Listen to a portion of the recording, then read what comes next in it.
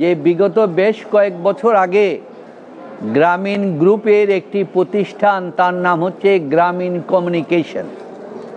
এই কমিউনিকেশনের প্রধান কার্যাবলী ছিল গ্রামীণ ব্যাংকের আইটি সেক্টরটা তারা নির্ধারণ করেছিলেন।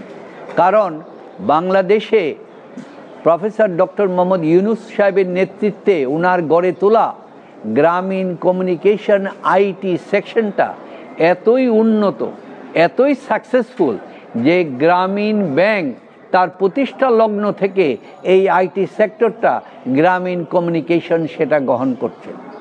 আপনারা জানেন তো, ওই গ্রামীণ কমিউনিকেশনের কিছু এমপ্লয়ি তাদের চাকরি সংক্রান্ত ব্যাপারে কতগুলি মামলা দায়ের করেছিল। ওই মামলাগুলি যে আদালতে না করার ক্ষেত্রে ক্রিমিনাল মামলাও দায়ের করা হয়েছিল।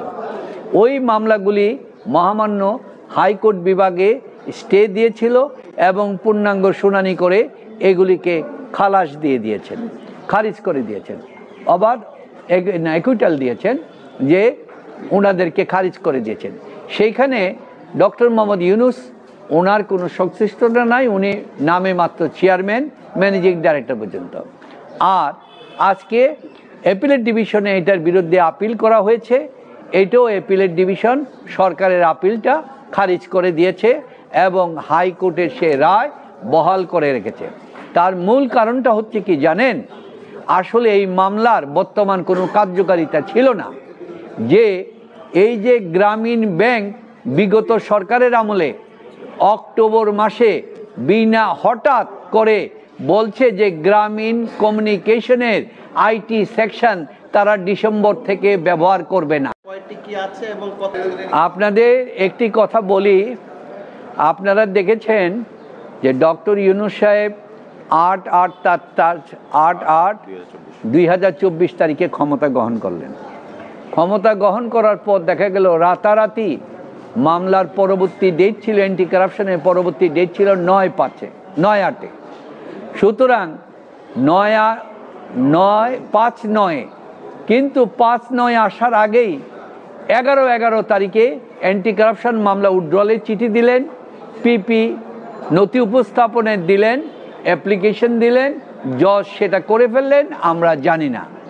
প্রফেসর ডক্টর মোহাম্মদ ইউনুস সাহেব সুস্পষ্টতভাবে বলেছেন, আমি রাষ্ট্রীয় অধীনে থাকার ফলে কখনো যেন রাষ্ট্রীয় কোনো সিদ্ধান্তে আমার মামলা বাতিল গ্রহণযোগ্য হবে না।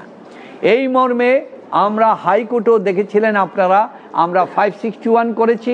সেই 561 যখন আমরা অ্যাপিলেট ডিভিশনে গেলাম, তখন অ্যাপিলেট ডিভিশন আমাদেরকে প্রশ্ন করলো, তোমার তো মামলাই নাই, আমরা কিভাবে কোয়াশ করব।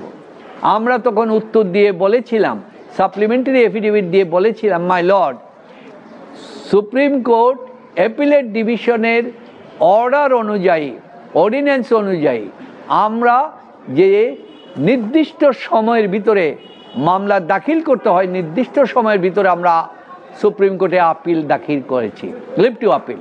সুতরাং এই লিভ টু আপিল দাখিলের পর এবং এই নির্দিষ্ট সময় করেছি এবং এই জিনিসটা পেন্ডিং থাকা এবং হাইকোর্টে পেন্ডিং থাকা অবস্থায় এবং নিম্ন আদালতে 5/9 তারিখ 2024 তারিখে মামলা থাকা পর্যন্ত তিনি এই মামলা উইথড্র করতে পারেন না।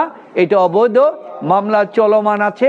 সুতরাং আইনের ভিত্তিতেই প্রফেসর ডক্টর মোহাম্মদ ইউনুস বলছেন, যদি আইন আমাকে দোষী সাব্যস্ত করে, আমি প্রধান উপদেষ্টা হই আর যাই হই, আমি আইনের প্রতি শ্রদ্ধাশীল থাকব, এটা আইনের মাধ্যমে বিচার হবে। আর যেই বাকি মামলাগুলির আপনারা বলেছেন, আসলে এখানে একটি ভুল শুনানি হচ্ছে, সেখানে প্রায় 120 বা 25-30টার মতো মামলা হবে। এগুলি লেবার কোর্টে, এগুলি কিন্তু ক্রিমিনাল মামলা না। ক্রিমিনাল মামলা হয়েছিল 2টা, একটা লেবার কোর্টে আপনারা জানেন, যেটা লেবার অ্যাপিলেট কোর্ট পূর্ণাঙ্গ শুনানি করে আপনাদের উপস্থিতিতে এটাকে খালাস দিয়েছে। আর একটা হয়েছিল অ্যান্টি কারাপশন মর্মে, যেটা অ্যাপিলেট ডিভিশনে আছে। আর বাকি মামলাগুলি হচ্ছে শ্রমিকদের বিভিন্ন বেতন টেতন সংক্রান্ত পাওয়া সম্পর্কে। এইখানে ডক্টর ইউনুস সাহেবের কোনো সংশ্লিষ্টতা নাই, চলছে এবং আমরা প্রতিনিয়ত সেখানে যাচ্ছি। মামলা আমরা সেই আইনের গতিতে চলছে, আইনের সিদ্ধান্ত মোতাবেকই মামলাগুলি খারিজ করার জন্য, এবং আমরা সাক্ষী প্রমাণ সমস্ত কিছু উপস্থিত করে সেইভাবে নিচ্ছি। প্রফেসর ডক্টর মোহাম্মদ ইউনূস বাংলাদেশের প্রধান উপদেষ্টার কারণে যেন কোনো মামলা আইনের বাইরে এটা যেন না হয়, ওনার প্রভাব প্রতিপত্তি দেখিয়ে যেন মামলা প্রত্যাহার করা না হয়, তার জন্য ওনার কাছ থেকে সুনির্দিষ্ট নির্দেশনা রয়েছেন। উনি একটু